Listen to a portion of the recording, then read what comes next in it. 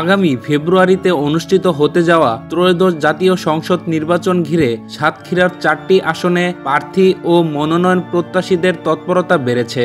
বিভিন্ন প্রতিশ্রুতি ভোটারদের মন জয়ের চেষ্টা চালিয়ে যাচ্ছেন তারা। এবারও জেলার রাজনীতি মূলত প্রতিদ্বন্দ্বিতা হবে বাংলাদেশ জাতীয়তাবাদী দল বিএনপি ও বাংলাদেশ জামাতে ইসলামীর মধ্যে, এমনটাই মনে করছেন স্থানীয় ভোটাররা। বিগত নির্বাচনে আওয়ামী লীগের একক অংশগ্রহণ ও রাজনৈতিক দমন পীড়নের কারণে এই এলাকায় বিএনপি জামাতের শক্তিশালী অবস্থান ক্ষতিগ্রস্ত হলেও এবার নিরপেক্ষ ভোট হলে হাড্ডাহাড্ডি লড়াই হবে বলে মনে করছেন অনেকে। ইতিমধ্যে জামায়াত তাদের 4টি আসনে একক প্রার্থী ঘোষণা করেছে। অন্যদিকে বিএনপি প্রতিটি আসনে একাধিক মনোনয়ন প্রত্যাশী নিয়ে মাঠে নেমেছে। আজকে সাতক্ষীরা 4টি আসন নিয়ে আমাদের নিয়মিত প্রতিবেদন ভোটের হাওয়া। সাতক্ষীরা 4 লাখেরও বেশি ভোটার নিয়ে গঠিত এ আসনে বিএনপির হেভিওয়েট প্রার্থী সাবেক এমপি ও কেন্দ্রীয় নেতা হাবিবুল ইসলাম হাবিব মাঠে সক্রিয়। 6 বছর কারাভোগ শেষে তিনি এলাকায় ব্যাপক গণসংযোগ চালাচ্ছেন। পাশাপাশি জেলা বিএনপির যুগ্ম আহ্বায়ক ও সাবেক মেয়র আখতারুজ্জামান এবং তরুণ নেতা সাইদুর রহমানও মনোনয়ন প্রত্যাশী।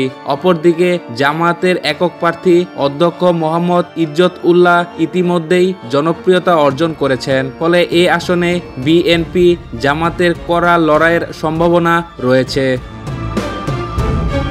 সাতক্ষীরা 2 সদর আসনকে জামাতের ঘাঁটি বলা হয়। অতীতে এই আসনে তাদের প্রার্থীরা একাধিকবার জয়ী হয়েছেন।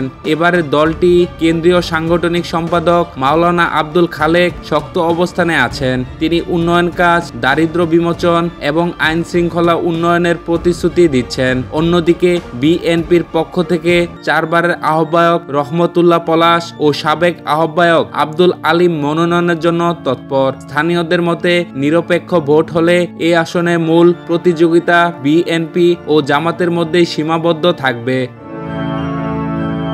সাতক্ষীরা 3 নতুন সীমানায় 4 লাখেরও বেশি ভোটার রয়েছে এ আসনে। জামাতের একক প্রার্থী সাবেক জেলা আমির মাওলানা রবিউল বাশার দীর্ঘদিন ধরে গণসংযোগ চালিয়ে যাচ্ছেন। অন্যদিকে বিএনপির ডক্টর শহীদুল আলম, রহমতুল্লাহ পলাশ ও আয়ুব আলী সহ একাধিক নেতা মনোনয়নের দৌড়ে আছেন। ভোটারদের দাবি, যেই নির্বাচিত হন এই অঞ্চলে দারিদ্র্য, জলাবদ্ধতা ও নদী ভাঙ্গন রোধে কার্যকর উদ্যোগ নিতে হবে। সাতক্ষীরা 4 ভৌগোলিকভাবে বৃহত্তম এ আসনে সীমানা পুনর্নির্ধারণ নিয়ে স্থানীয়দের মধ্যে অসন্তোষ রয়েছে। তারপরও আসন্ন নির্বাচনে প্রার্থী হওয়ার আগ্রহ প্রকাশ করেছেন বিএনপির কাজী আলাউদ্দিন মাস্টার, আব্দুল ওহেদ, মনিরুজ্জামান ও রুহুল কুদ্দুস। তবে জামায়াতের কেন্দ্রীয় নেতা ও সাবেক এমপি মুক্তিযোদ্ধা গাজী নজরুল ইসলাম একক প্রার্থী হিসেবে শক্ত অবস্থানে আছেন।